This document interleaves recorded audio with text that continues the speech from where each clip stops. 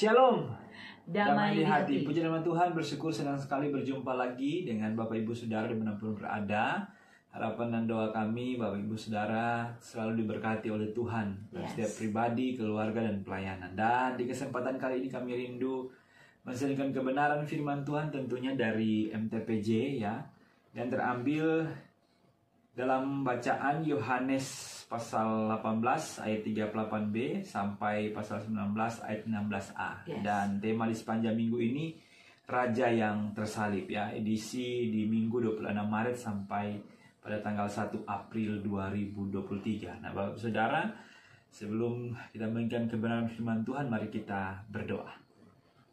Tuhan Yesus yang baik, terima kasih Tuhan untuk kasih setia Tuhan dalam anugerah. Kami terus menikmati kehidupan tiap-tiap pribadi kami sehingga kami terus dilayakan oleh Tuhan. Bukan karena kuat hebatnya kami, tetapi itu semata hanya karena kasih anugerah Tuhan. Maka Tuhan, tak henti-henti kami mengucap syukur dan berterima kasih kepada Tuhan, karena kami boleh menjalani kehidupan kami ini di dalam kehendak-Mu Tuhan. Ajar bentuk kami Tuhan, karena kami percaya bahwa firman-Mu yang membentuk kami, firman-Mu yang terus membuat kami melangkah dalam kehendak-Mu Tuhan. Maka Tuhan, di kesempatan kali ini kami rindu merenungkan kebenaran firman Tuhan. Roh dan hikmat Tuhan memimpin kami sebagai hamba-hamba-Mu, sehingga apa yang kami sampaikan itu berasal dari Tuhan dan boleh memulihkan kehidupan kami. Terima kasih Bapa di sorga, di dalam nama Yesus kami berdoa. Amin. Nah, Bapak Ibu Saudara, seperti biasa ya, kami akan membagikan 3 bagian dalam kebenaran firman Tuhan ini. Kita akan melihat apa yang menjadi latar belakang kitab Yohanes, dan kemudian apa menjadi pesan teks, dan yang terakhir implikasinya ya. Tema di sepanjang ini sepanjang minggu ini Raja yang tersalib. Nah, Bapak Ibu Saudara, Tuhan Yesus memberkati.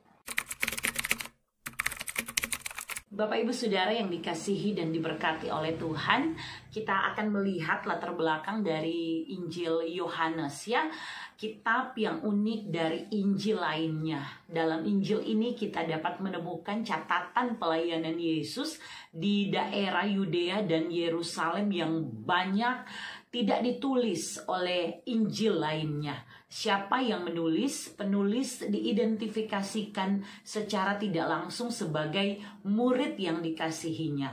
Dan kesaksian tradisi kekristenan serta bukti yang terkandung dalam Injil ini sendiri menunjukkan bahwa penulisnya adalah Yohanes anak Zebedeus. Nah, menurut beberapa sumber kuno, Yohanes rasul yang sudah lanjut usianya, dia sementara tinggal di Efesus. Kemudian dia diminta oleh para penatua di sana untuk dapat menulis Injil yang rohani. Ini untuk menyangkal suatu ajaran sesat mengenai sifat, kepribadian, dan keilahian Yesus sebagaimana yang gencar dipertanyakan ya, terdengar pada masa itu. Apa yang terjadi? Memang pada saat itu muncul ketegangan yang dialami oleh orang percaya. Penganut ajaran sesat itu tidak menerima keilahian Yesus. Mereka merasa Yesus anak tukang kayu, Yesus adalah manusia, dan tidak mengakui keilahian Yesus. Maka menghadapi hal itu kemudian Yohanes menulis Injil ini yang isinya dapat dilihat sebagai sebuah ringkasan sejarah yang menggambarkan Yesus Kristus itu adalah manusia tapi juga sebagai anak Allah dan Mesias. Yohanes menyatakan tujuannya menulis Injil ini jelas dalam Yohanes 20 ayat 31, yaitu supaya kamu percaya bahwa Yesuslah Mesias, anak Allah yang hidup, dan supaya kamu oleh imanmu memperoleh hidup dalam namanya. Bapak Ibu Saudara yang diberkati oleh Tuhan, bacaan kita hari ini itu sangat berkaitan dengan perikop sebelumnya, kisah yang panjang dalam sejarah pelayanan dari Tuhan Yesus. Sehingga ketika kita hendak merenungkan bagian bacaan kita hari ini, kita perlu membaca bacaan-bacaan atau perikop sebelumnya. Karena itu di hari ini sebelum merenungkan firman, kami mengajak Bapak Ibu Saudara baca kembali teksnya ya untuk dapat menemukan makna dari bacaan di hari ini. Mari kita pelajari bersama. Pertama, pasal 18 ayat 38b sampai 40. Ini menyambung percakapan Pilatus dan Yesus di ruang pengadilan pada ayat 28 sampai 38a. Bagian ini kemudian menunjukkan kisah selanjutnya. Tapi sebelumnya harus kita ketahui dulu kenapa Yesus dibawa kepada Pilatus. Kita tahu sebelumnya ya, dia sudah sempat dibawa ke Pilatus, kemudian dibawa lagi, kemudian sekarang ke Pilatus lagi. Karena Pilatus adalah wali negeri atau gubernur di tempat itu. Sedangkan semua imam kepala, para tua-tua Israel itu, mereka tidak memiliki kuasa politik untuk dapat menjatuhkan hukuman kepada Yesus. Nah, di wilayah Kekaisaran Romawi, mereka dituntut, mereka menuntut orang untuk harus mengikuti otoritas kekuasaan Romawi. Maka mereka datang kepada gubernur setempat atau kepada Pilatus agar Yesus dapat dihukum mati. Ayat sebelumnya di ayat 37 Pilatus tanya, "Jadi engkau raja?" Dan Yesus menjawab, dapat kita lihat ya, "Engkau mengatakan bahwa aku adalah raja. Untuk itulah aku lahir dan untuk itulah aku datang ke dalam dunia ini supaya aku memberi kesaksian tentang kebenaran. Setiap orang yang berasal dari kebenaran mendengarkan suaraku." Ayat 38a, kata Pilatus kepadanya, "Apakah kebenaran itu?" Nah, Bapak Ibu Saudara, kemudian masuk ke teks kita hari ini. Sekarang Pilatus dalam bacaan kita, dia di sini dikatakan dia keluar dari ruang pengadilan itu ya, ke tempat di mana massa yang berkumpul itu sepakat meneriakan agar Yesus dihukum. Dia katakan dengan jujur bahwa dia tidak menemukan ada kesalahan kepada Yesus. Dan dia juga berbicara di ayat 39 mengenai kebiasaan. "Tetapi pada kamu ada kebiasaan bahwa pada Paskah aku membebaskan seorang bagimu." Dan dia bertanya kembali, "Maukah kamu?" Dia tanya kepada massa, "supaya aku membebaskan raja orang Yahudi bagimu?" Nah, Bapak Ibu Saudara, pada ayat-ayat ini kita menemukan ya, Yesus bicara kebenaran, Pilatus kemudian mengungkap lagi ada dua kebenaran tentang siapa Yesus. Pertama, dia katakan Yesus Kristus tidak bersalah. Ini dia ucapkan dengan berani di hadapan orang-orang yang menuntut Yesus untuk dapat dihukum dengan kesalahan-kesalahan yang mereka sampaikan. Kemudian dia menyatakan Yesus Kristus adalah raja orang Yahudi. Ini sangat penting sebelum Pilatus meminta pendapat menyalibkan atau membebaskan Yesus. Inilah sebuah kebenaran yang pasti. Tetapi kebenaran Yesus sebagai raja di sini ini berbeda dengan apa yang sementara Pilatus itu sampaikan dalam konteks pandangan Pilatus. Kebenaran Yesus sebagai raja di sini karena Yesus berbicara tentang raja dalam kerajaannya yang beda dengan kerajaan yang dilihat Pilatus. Bicara Yesus adalah tentang kuasa Allah, sehingga kebenaran dari akar katanya aletheia ini berarti tidak tersembunyi, tidak terbatas, bersifat kekal. Yesus menunjuk pada emet keteguhan yang memiliki substansi kekal atau lestari, yang sesuatu yang dari lama ke lama ya, kekal ke kekal begitu ya. Dan ini menunjuk pada kuasa Tuhan, bukan pada kuasa yang dimaksud oleh Pilatus. Namun kembali, keputusan itu ada di tangan Pilatus, si Pontius Pilatus ini. Dia bertanya karena banyaknya massa yang waktu itu memang berbondong-bondong bawa Yesus. Ayat 40 dapat kita lihat di sini ya. "Jangan dia, melainkan Barabas." Ada catatan, Barabas adalah seorang penyamun. Nah, Bapak Ibu Saudara, menarik sekali karena yang dipilih oleh orang banyak adalah seorang penyamun, seorang pencuri yang menggunakan kekerasan untuk merampok ya, itu penyamun. Dan Barabas mereka pilih dibandingkan Yesus saking kebencian yang luar biasa dari massa yang meminta Yesus dihukum pada waktu itu. Nah, selanjutnya kita lihat pasal 19 ayat 1 sampai 3. 3 menunjukkan bahwa teriakan disalibkan atau salibkan dia, teriakan yang ditujukan kepada Yesus, bahkan meminta Barabas disalibkan. Kita di sini dengar mereka, kalau dibayangkan itu seperti ada suatu orang demo dengan massa yang besar dan pemimpinnya adalah imam-imam kepala dan ahli-ahli Taurat. Maka Pilatus mengambil keputusan, dia serahkan Yesus untuk disesah. Saya coba cari apa itu menyesah ya. Kalau ditemukan dia memukul dengan sadis, digambarkan dapat membanting sampai babak belur. Nah, dan itu sangat jelas di ayat 2. Prajurit-prajurit menganyam sebuah mahkota duri dan menaruhnya di atas kepalanya.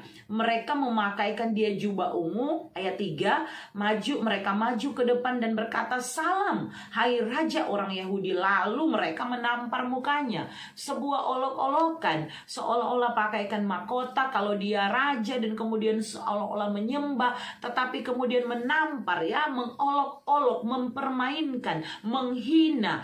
Dan penyesahan Yesus Kristus ini dimaksudkan dari Pilatus untuk memuaskan orang Yahudi yang datang sebagai massa pada waktu itu. Pilatus mau menunjukkan bahwa ia hendak menyenangkan mereka dengan cara mengabulkan keinginan mereka. Dan perlu kita tahu bahwa biasanya menyesah atau penyesahan yang dilakukan oleh bangsa Romawi amatlah kejam dan tidak terbatas, sesuai dengan katanya, menyesah. Dalam kekaisaran Romawi, seorang terpidana mati itu dicambuk dan diolok-olok sebelum disalibkan. Yesus Kristus dimahkotai duri yang dibuat dari ranting tanaman berduri yang ada tumbuh, kalau kita searching tumbuh di Palestina. Kemudian dipakaikan jubah ungu. Dia diolok-olok seolah menggambarkan aib dan celah sebagai raja orang Yahudi, dan dengan kepala dan mukanya berlumuran darah. Luar biasa apa yang ditanggungkan kepada dia sesuai dengan perintah dari Pilatus untuk menyesal. Selanjutnya kita bisa lihat ya, ayat 4-9. Pilatus membawa Yesus keluar. Kali ini dia mungkin punya harapan bahwa ketika orang-orang melihat bagaimana keadaan Yesus, mereka dapat kasihan. Sekali lagi ketika dia bawa keluar, dia tegaskan bahwa dia tidak menemukan ada kesalahan dalam percakapan, dalam diskusinya. Ketika dia tanya Yesus, dia tidak menemukan ada kesalahan dalam diri Yesus. Dan dia petunjukkan ini kondisi Yesus setelah dia disesah. Tetapi tetap saja ditolak oleh orang banyak. Mereka masih kompak minta sambil berteriak agar Yesus disalibkan ya. Mereka penuh dengan amarah dan murka. Mereka menirukan apa yang dikatakan imam-imam kepala orang-orang ini. Imam kepala berteriak, "Salibkan dia, salibkan dia." Kemudian di belakangnya pengikut-pengikutnya orang Yahudi pun mengikuti, "Salibkan dia, salibkan dia." Mereka betul-betul hadir dengan keinginan agar supaya Yesus dapat dihukum dan disalibkan, menimbulkan kesan bahwa semua orang memang menentang kehadirannya. Dan Pilatus dalam kondisi ini merasa semakin didesak. Maka dia bertanya tentang asal-usul Yesus, suatu pernyataan yang terabaikan sebelumnya. Dan Pilatus tetap tidak sanggup memahami apa maksud jawaban dari Yesus, apalagi Yesus memilih diam. Selanjutnya kalau kita lihat, baru Yesus menjawab ya, ayat 10-12. Bagian ini menarik. Yesus kemudian menjawab. Pilatus menyatakan dirinya adalah orang yang punya kuasa, saya ya, dia menunjuk ke dirinya. Apakah bisa membuat Yesus dihukum atau bebas, itu sesuai dengan keputusannya, keputusan Pilatus. Pilatus ingin menunjukkan kewibawaannya di hadapan Yesus dengan istilah kuasa atau jabatan atau kedudukan yang menurut Pilatus itu cukup membantu jika Yesus bicara terbuka. Dia bisa bantu Yesus dilepaskan atau memang harus dihukum. Tetapi sangat berbeda yang Yesus jawab ya. Yesus Kristus ingin menunjukkan bahwa kuasa Pilatus itu berbeda dengan apa yang sedang dia bicarakan, apa yang sedang dia sampaikan dan tunjukkan kepada dunia. Yesus Kristus ingin menunjukkan bahwa kuasa Pilatus tidak diperhitungkan dalam penggenapan Mesias. Katanya, tetapi siapa yang menyerahkan aku kepadamu lebih besar dari dosanya. Dia berbicara tentang mereka, imam besar, imam kepala, orang Yahudi. Katanya itulah penggenapan Mesianis.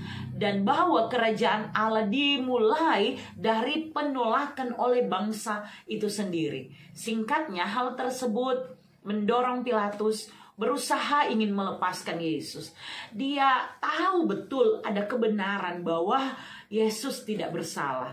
Namun dia didesak, bahkan dia diancam ya. Kita tahu gubernur itu di atasnya ada kaisar Romawi. Dia diperhadapkan dengan perkataan orang banyak yang bilang bahwa mereka akan melaporkan perkara itu kepada kaisar. Disinilah Pilatus mulai bimbang. Dia diperhadapkan pada pilihan, ikut kebenaran yang dia ketahui tapi jabatannya bisa terancam, atau menghukum Yesus padahal dia sendiri tahu bahwa Yesus tidak bersalah. Mari kita lihat ya, ayat 13 sampai 16a bagian terakhir. Ini akhir dari keputusan Pilatus. Saat terancam, Yesus diminta dibawa keluar dan dia duduk di kursi pengadilan. Yesus Kristus diadili dan dijatuhi hukuman mati di tempat yang bernama Litostrotos atau kursi batu, yang dalam bahasa Ibraninya Gabata ya, itu bicara kursi batu di ruang pengadilan. Waktunya itu di tempat pengadilan. Waktunya itu kira-kira jam 12 di hari persiapan Paskah. Pilatus keluar yang terakhir kali. Dia mengatakan, "Inilah rajamu." Ini menunjukkan kepada mereka, Pilatus mau menunjukkan Yesus adalah raja, tetapi masa orang banyak, imam kepala, ahli Taurat itu masih tetap berseru, "Enyahkanlah dia, salibkan dia." Mereka mengumandangkan hal itu dan mereka berulang kali meneriakannya. Dan kita boleh lihat di sini bahwa sebagai penulis, Yohanes ingin memperlihatkan kematian Yesus itu memiliki hubungan yang pertama itu dalam hal perayaan Paskah Yahudi. Artinya Yesus Kristus dihukum berdasarkan hukum Taurat, dan dengan demikian hukum Taurat digenapi melalui kematian dan kebangkitannya. Tetapi Yohanes juga mau menunjukkan bahwa Yesus adalah anak Allah yang benar-benar datang ke dalam dunia, dihukum, dijatuhi hukuman mati. Kepada pembacanya, Yohanes mau menyampaikan dengan jelas, dengan urut peristiwanya. Pilatus masuk, keluar, menyampaikan bagaimana orang berteriak, dan itu betul-betul terjadi. Ini gambaran dari Yohanes sebagai penulis. Bapak Ibu Saudara, sebuah hukuman pada akhirnya kejam sekali ya, dijatuhkan pada waktu itu. Kalau kita lihat di ayat 16, akhirnya Pilatus menyerahkan Yesus kepada mereka untuk disalibkan. Bapak Ibu Saudara yang diberkati oleh Tuhan, tema di sepanjang minggu ini Raja yang tersalib. Kita membaca Yohanes 18 ayat 38b sampai 19 ayat 16a.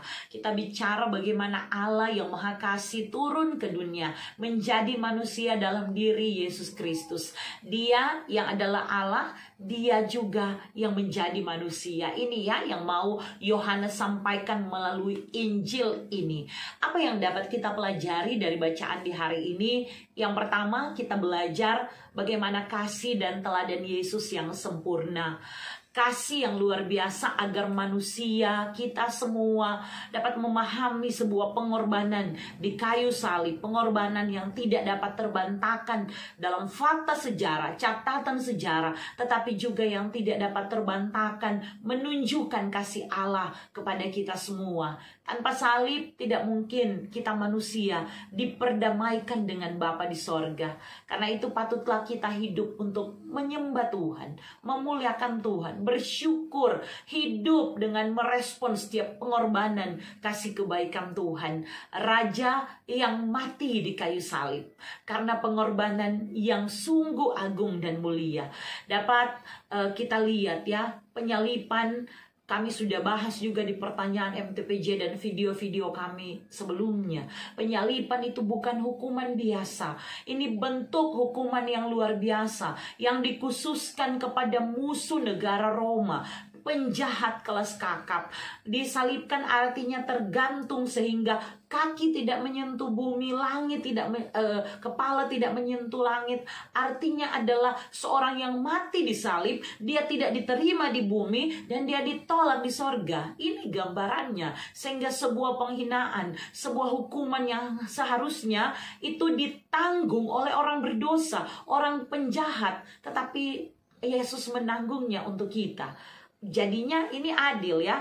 Allah di tempat maha tinggi dia katakan upah dosa adalah maut. Manusia yang berdosa harusnya dihukum. Sebenarnya Allah itu boleh dengan mudah untuk berfirman dosa itu dihapuskan. Tetapi tidaklah demikian dengan dia Allah yang adil dan penuh kasih. Dia dari tempat yang maha tinggi, dia datang dulu jadi sama sebagai manusia. Dan dalam rupanya sebagai manusia, dia kemudian bersedia menanggung akibat dari dosa itu. Dia yang disalibkan, dia yang kemudian mati. Dan karena itu dalam kebangkitannya kita percaya kita semua memiliki hidup yang kekal di dalam iman percaya kepada Tuhan Yesus. Hal yang terakhir yang kedua yang bisa kita pelajari, setiap manusia itu punya tanggung jawab kepada diri sendiri, kepada orang lain, kepada Tuhan ya. Termasuk tanggung jawab setiap hal yang kita mau lakukan. Saya mengajari siswa bahwa ingat kalian itu harus punya dua jenis tanggung jawab. Dalam relasi horizontal, tanggung jawabmu kepada Tuhan. Kemudian secara vertikal, tanggung jawabmu kepada sesama, seperti kamu bertanggung jawab pada diri sendiri. Itu kan kurang lebih yang digambarkan dalam hukum kasih yang Tuhan Yesus ajarkan. Nah, Bapak Ibu Saudara, saat ada di tengah situasi atau kondisi yang sulit, misalnya mengambil keputusan sebagai orang percaya, mari kita minta hikmat Tuhan agar dapat mengambil keputusan dengan tepat dan benar. Memang tidak mudah ya. Jika tujuannya untuk kaya, akan sulit harus memilih jujurkah ataukah iming-iming harta yang didapatkan. Kebenaran dapat dengan mudah dibalikan. Namun teruslah bergumul dan memilih apa yang benar. Semua yang baik kemudian pasti akan mendatangkan damai sejahtera bagi kita semua. Saya sendiri percaya orang yang berpegang pada kebenaran sejati akan diberi kuasa oleh Tuhan Allah untuk berani menegakkan kebenaran apapun konsekuensinya. Kekuasaan, jabatan, semua itu anugerah Tuhan. Oleh karena itu ketika kita dipercayakan suatu jabatan, hendaklah kita mampu melaksanakan dengan penuh tanggung jawab dan sukacita, serta tetap berpegang pada kebenaran itu sendiri. Apapun alasannya, diperhadapkan dengan apapun. Itu hal kedua yang juga mengingatkan kita ya. Kalau itu kan menunjuk kepada Pilatus, tapi juga mengingatkan kita sebagaimana imam kepala ahli Taurat, orang banyak jangan cuma iko-iko. Kadang-kala orang suka berkoar-koar padahal orang tidak tahu kebenaran tentang seseorang yang kita sampaikan. Karena itu mesti cek dan recheck ya. Jangan cepat untuk berkata-kata, dengar dulu, cari tahu kebenaran untuk menyampaikan, sehingga kita tidak jadi orang yang menghasut orang lain. Kalau kita lihat ya di pertanyaan MTPJ. Nah, kiranya Bapak Ibu Saudara, perenungan kita hari ini itu menguatkan kita semua ketika kita memaknai, menghayati minggu-minggu sengsara ini. Tuhan Yesus memberkati, amin firman Tuhan. Bapak Ibu Saudara diberkati oleh Tuhan Yesus. Itulah kebenaran firman Tuhan yang dapat kami bagikan, dan kami percaya bahwa firman Tuhan yang menuntun kehidupan kami. Dan pada akhirnya kita harus berpisah. Kita akan berjumpa nanti minggu depan. Dan sebelum itu hambanya akan menutup dalam doa. Ya, mari kita berdoa. Bapa di surga, terima kasih Engkau sangat baik. Engkau Tuhan yang mau menjadi manusia. Engkau mau menjumpai kami yang tidak layak ini, tetapi kasih anugerah-Mu menyelamatkan kami. Terima kasih Tuhan. Tidak ada kasih lebih besar daripada kasih-Mu atas kami. Maka kami bersyukur Tuhan. Ajar kami hidup di dalam kasih Kristus, kasih-Mu yang menyelamatkan, kasih-Mu yang terus memulihkan setiap keadaan kami. Terima kasih untuk kebenaran firman yang boleh dibagikan, biar menjangkau setiap hati pendengar dimanapun berada. dalam setiap keadaan. Yang sakit Tuhan sembuhkan, pulihkan. Yang bergumul Tuhan yang memberi penghiburan dan kekuatan. Yang berduka cita biar ada pengharapan, penghiburan sejati daripada Tuhan. Dalam keadaan apapun kami mau mengandalkan Engkau Tuhan. Maka tolonglah kami semua dalam mempersiapkan pelayanan, sehingga hanya nama Tuhan yang dipuji, dimuliakan. Ini doa kami, dalam nama Tuhan Yesus kami berdoa. Amin. Amin. Pada akhirnya sampai jumpa. Tuhan Yesus memberkati.